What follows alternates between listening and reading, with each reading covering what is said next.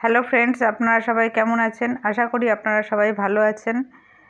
আমিও ভালো আছি। আজকে আমি এখানে বানিয়েছি মিষ্টি কুমড়োর ছক্কা। তো চলুন বন্ধুরা, রেসিপিটা দেখে নেওয়া যাক। খুবই একটা সহজ রেসিপি। প্রথমে আমি এখানে মিষ্টি কুমড়ো, আলু আর মটরশুঁটি নিয়ে নিয়েছি।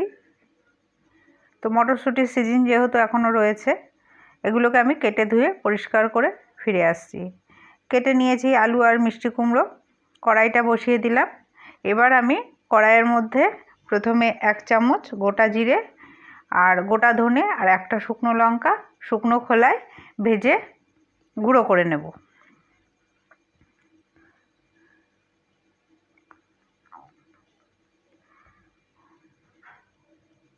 এবার আমি কড়াইয়ের মধ্যে দিয়ে দেব সর্ষের তেল কিছুটা পরিমাণ।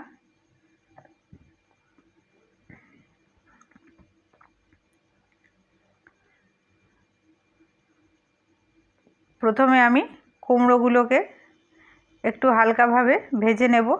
আর কুমড়োগুলো ভাজার সময় কিন্তু আমি কোনো রকম নুন দেব না, তাহলে কিন্তু জল বেরিয়ে কুমড়োগুলো একদম নরম হয়ে যাবে। তো কুমড়োগুলো এখানে মোটামুটি ভাজা হয়ে গেছে, তো তুলে নিলাম।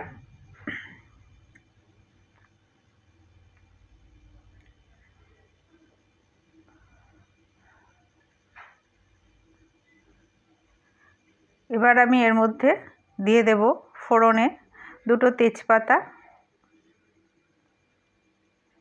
একটা শুকনো লঙ্কা আর কিছুটা পরিমাণে 5 ফোড়ন।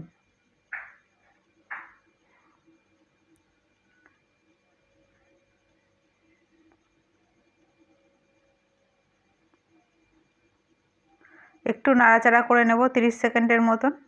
ফোড়ন থেকে যখন সুন্দর একটা গন্ধ বেরোবে, সেই সময় আমি কেটে রাখা আলুগুলো এর মধ্যে দিয়ে দেব।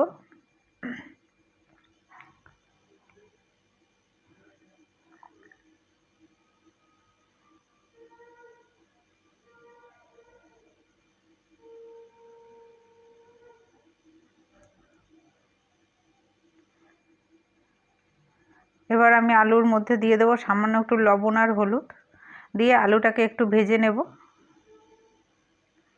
এদিকে আমি একটা মশলার পেস্ট তৈরি করে নেব। এর জন্য আমি এই বাটির মধ্যে দিয়ে দিলাম 1/2 চামচের একটু বেশি দিয়েছি জিরে গুঁড়ো, 1/2 চামচের কম ধনে গুঁড়ো আর সামান্য পরিমাণে কাশ্মীরি লঙ্কার গুঁড়ো আর জল দিয়ে এটাকে আমি গুলে নিলাম।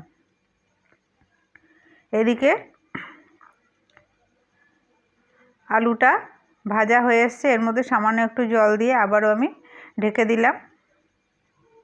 এইভাবে দিলে আলুটা সেদ্ধ হয়ে থাকবে। এটা আমাদের ছোট্ট একটা আম গাছে প্রচুর পরিমাণে মুকুল এসছে।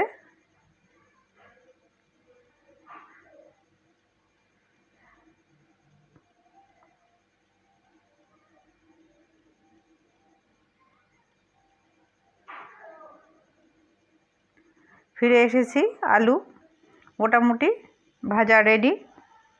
এবার আমি বাটির মধ্যে গুলে রাখা মশলাটা দিয়ে দিলাম। 1 চামচের একটু কম পরিমাণে দিলাম আদার পেস্ট,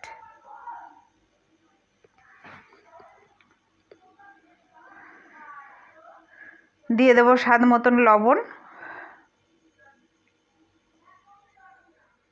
হলুদ গুঁড়ো,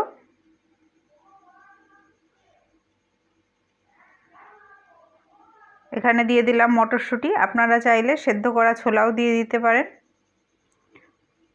যেখানে মটরশুঁটি ছিল তাই দিয়েছি। খুব ভালো করে নাড়াচাড়া করে নেব। এবার উপর থেকে একটু নারকেল কোড়া দিয়ে দিলাম।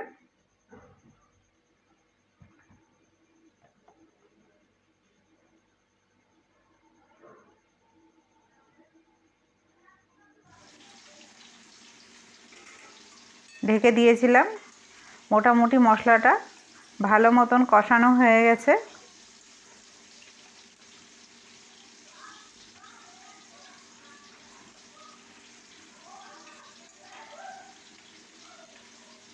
এবার আমি এখানে সামান্য পরিমাণে জল দেব, দিয়ে ঢাকা দিয়ে দেব।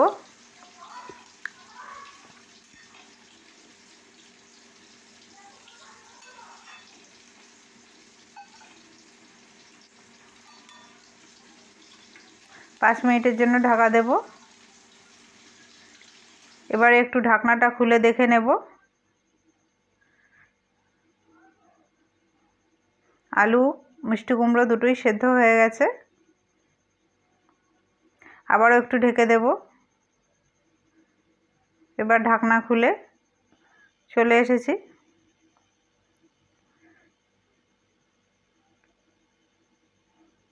উপর থেকে দিয়ে দেব সামান্য একটু চিনি টেস্টের জন্য।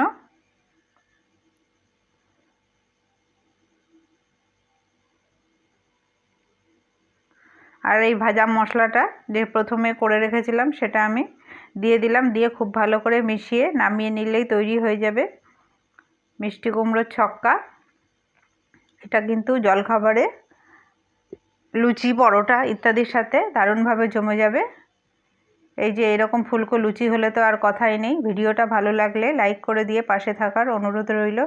কমেন্টের মাধ্যমে জানাবেন আপনারা কিভাবে মিষ্টি কুমড়োর ছক্কা বানান। আজকের মতন এখানেই শেষ করলাম।